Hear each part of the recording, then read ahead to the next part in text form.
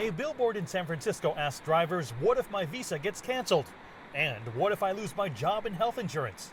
There are 9 full-size billboards strategically placed here in San Francisco and stretching all the way to Silicon Valley. The signs were put up by Communitech, a company that advocates for the Canadian tech industry. They paid $100,000 to make their point. According to a report from real estate company CBRE, the Canadian cities of Toronto and Vancouver had the second and third largest gains of tech talent last year.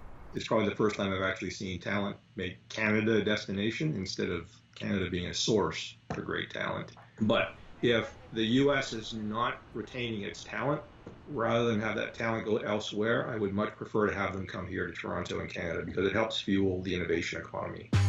Wu is CEO of the Mars Discovery District in Toronto, which he says is now the largest innovation hub in North America. The hub houses more than 1,400 entrepreneurs that last year generated $1.3 billion in net revenue.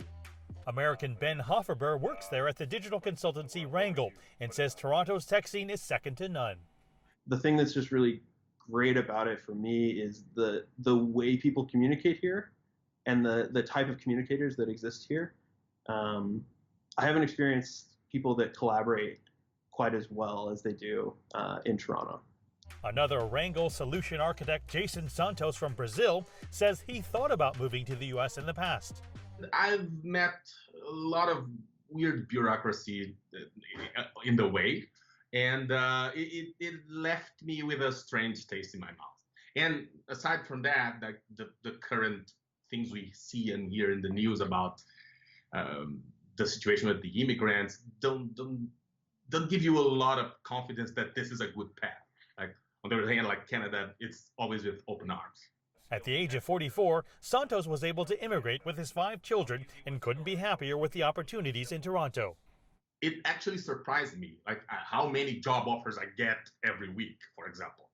And if you're a skilled immigrant that's required in high demand by Canadian companies, essentially you get through that process with your family in a 2-week segment. If you lose your job opportunity while here, you don't have to exit Canada in order to reapply. Silicon Valley veteran Rob Enderle says the restrictive U.S. visa policies combined with traffic and a high cost of living are causing Silicon Valley to lose out. If I was a foreign worker and I had a choice between working in the U.S. and Canada, right now I'd pick Canada hands down. You don't know if you're going to be able to keep working here. You don't know if the rules are going to change and you're going to be kicked out. U.S. companies like Uber, Microsoft, and Google have all recently opened up or announced major operations in Canada that will employ thousands. In Enderle's words, tech companies aren't stupid. They'll go where they need to go to attract the best talent. Mark New, CGTN, San Francisco.